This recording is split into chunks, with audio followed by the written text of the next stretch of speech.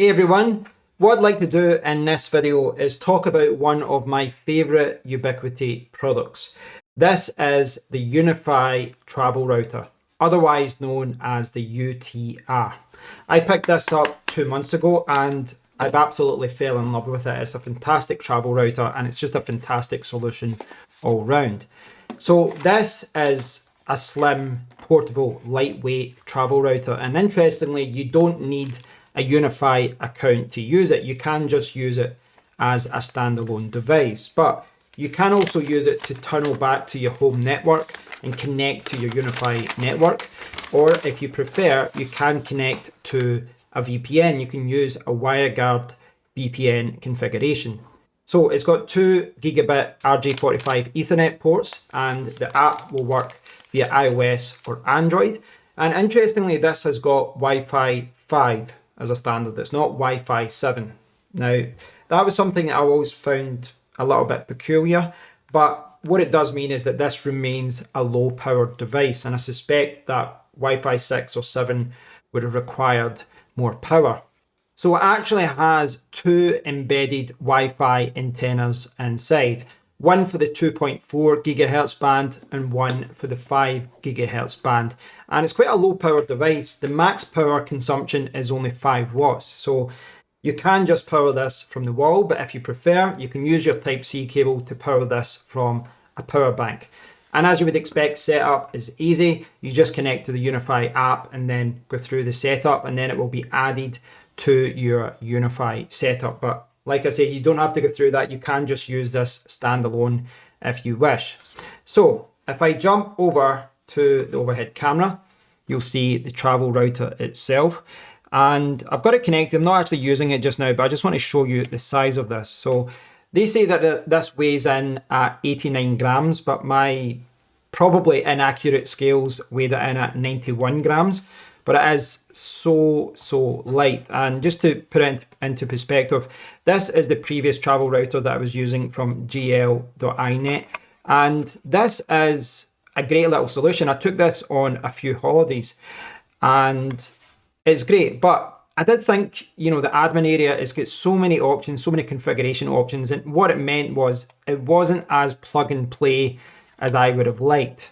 But just looking at it, you can see that this isn't, not only is this more plug and play, it's a lot more easy to use, but it's just so much smaller and lighter. And that is important when you're traveling. So yeah, this is an incredibly small and lightweight solution. And I was using this in Malta last month. And instead of tunneling back to my home network, I was using a VPN instead. I was using a WireGuard VPN.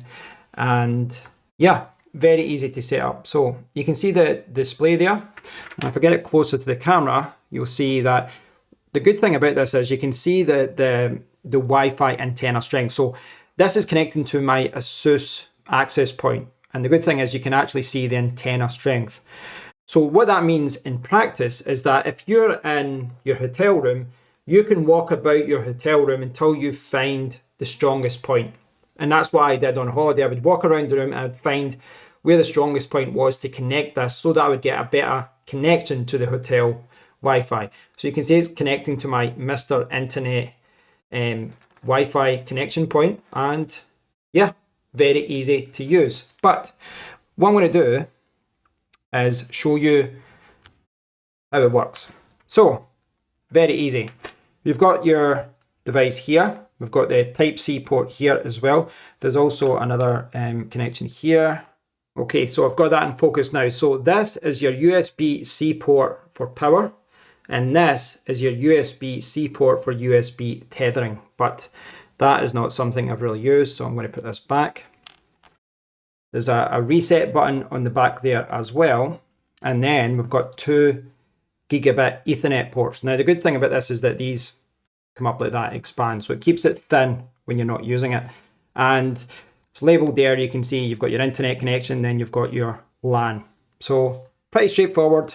Power, tethering if you want it, and then 2 gigabit Ethernet ports. So what I'm going to do is power this on, and I'll show you the time it takes to start it up and start using it. So You'll get the UniFi logo, and then if I get my phone ready. Okay, so it takes about 30 seconds or so for that to load up once you've connected power. And once it has loaded up, you can see this. You can see that now in the UniFi app, you can see my UCG fiber and also my UNVR instant. And underneath we have the travel router. So if I connect on the travel router, it connects up. And there we go. It has started, and then you can see that it's connected already, because obviously I haven't through all the configuration options already. But what I want to do is show you how it all works. So it's relatively simple. Okay, I'll get this in focus. Here we go. So it was connected to the internet initially, but there was a little bit of a delay there because it was connecting to my home router, my home network, and that's because it has to create a VPN tunnel to connect. But on the main screen here, we've got 3 different options, but in the main dashboard area here, we've got internet online. Now, if you select that, what you can do is select the Wi-Fi uplink. So if you can imagine you're in a hotel, you would, click on that and then just connect to the hotel hotspot. Now, if there is like an access page, or you have to enter your room number or your username, password, or anything, you would connect to that and it would simply open up an in-tab browser, and you would enter your details and then you'd be connected, just like any Wi-Fi connection. But yeah, you can see the different Wi-Fi options there. You can see the antenna strength of those Wi-Fi connections as well, and clearly my own internet connection is the strongest, so that is the one that I'm connecting to. Now the one here, it says Super Wi-Fi channel 108, Wi-Fi 5 gigahertz, 80 megahertz, that's the bands, etc. If I select that, what you can see here is, if it loads up, what you'll see here are my UniFi access point names. So these are my SSIDs, if it loads up here. So this has been really interesting for me because I do have a couple of Ubiquiti access points coming, but what the travel router allowed me to do was to set all of my access points up initially and configure them and get everything set up the way that I want it to, so that when those Ubiquiti access points come up, I can easily start the migration from my ASUS access points to my Ubiquiti. So you can see that I've got 3 SSIDs that I've set up. We've got home Wi-Fi, that's going to be my main Wi-Fi connection. We've got Super Wi-Fi, and the difference being that the Super Wi-Fi connection will also allow access to my NAS and other important things in my home network, but I don't want to give that access to anyone. Everyone else will be getting home Wi-Fi. And then we've got a Internet of Things connection there. So that will be for all my smart devices, etc. I might rename these, but essentially that's what I'm aiming for. A regular connection, one for smart devices, smart lights, etc. And then one for just me, so that I can access important things and it's secure. What we've got here is the connection. You can see the time connected to my home router. So what effectively I'm doing right now is connecting to my home network, and I can access it if I want.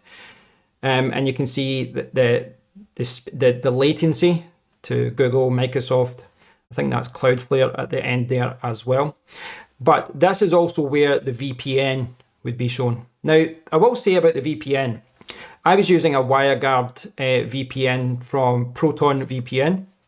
And when I was home in Scotland, I set up a connection to the Edinburgh VPN point. And one of the things I don't like is that when I went abroad to Malta, I changed the configuration to the Maltese connection. So I went to the Maltese data center for Proton VPN, via WireGuard. Now, what I don't like about that is that I cannot save those VPN connections. There's no way for me to save those VPN configurations. Ideally, what I want is the ability to save at least 5 custom VPN connections so that I can switch between them whenever I connect to this. But as it stands, what I have to do is go into Proton VPN, download the config file, and then upload it here to the settings area. a bit of a first world problem, but I do wish they would update that in a future firmware version. So that's the main dashboard area. If we click here, you'll see that there's no connected devices. So as you can see, now I am connected to the UTR. My phone is no longer connected to my ASUS router. Well, it is technically, but I'm going through the UTR. I'm connected to the UTR, and that's how I am connected to the internet, and that is going through Mr. Internet. But from this perspective, from the phone's perspective, I am connected to this access point. So my phone is now connected to the travel router, and it's showing as a connected device. And if I wish, I could block it if I so chose. And then I can go to the config page. So we've got the Wi-Fi connection. I could change that to a different Wi-Fi connection if I wanted to. Under networks, we can see the local IP address, etc. Internet is going through Vodafone UK. Now, when you connect on that, you can see there's a lot of options here. Now, one of the things that I have done, and this is a personal thing, but what I've done is disable the USB connection option and disable the Ethernet connection option.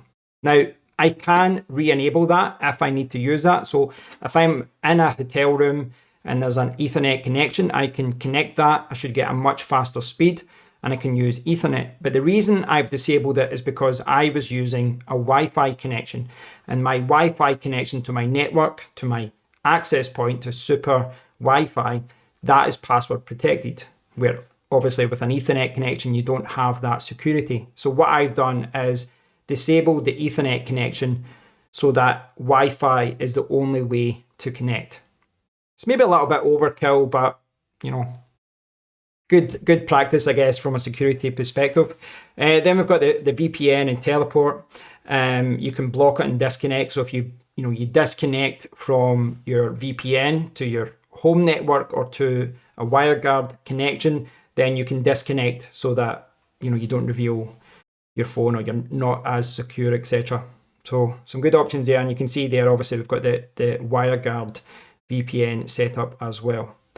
So I'd mess around with this. This is probably the part that you'll mess about with the most to try and get things set up. But remember, if you are connecting back to your home network, the settings, the firewall settings, the rules, security rules, etc., that you have in your home network will influence what happens here as well. So for example, I messed some things up with the rules. I couldn't connect to my home network. I had to, make things a little bit more open. So that's just something to keep in mind. You may have to mess about with that. So we've got the device name, UTR, we've got the country. Need to unselect that, of course. I'll just exit out. Device credentials, you can set a custom password. Sorry, I'll let you see that screen better. It's not something I'm using yet. And we've got updates. So I've got it up to date, but you can update the firmware here as well. And then we've got device controls, restart, factory reset. Now, I've showed you all these config screens, etc., but for the most part, this is just plug and play. I don't really go into this when I'm using this. When I go into a hotel room, I would go in here, click here to select the access point that I want to use, connect it, and then I'm good to go. And then at that point, I simply decide which local access point, SSID, that I'd want to use, and decide whether I want to teleport back home to my home network or just use a WireGuard VPN. And generally speaking, what I'll be using it for would be a WireGuard VPN rather than teleporting back to my home network, because I can use the teleport function on the Wi-Fi Man app to teleport back home if I need to access files, etc. But that's something it could be useful if I'm connecting my laptop. I could teleport back and use my NAS as if it's connected locally. So very easy to use. I do use it in a very simple way, and this is my first foray into the world of Ubiquiti UniFi access points. And I think it's a great introduction because it's allowed me to set up my SSIDs. It's allowed me to mess about with the rules and settings, etc.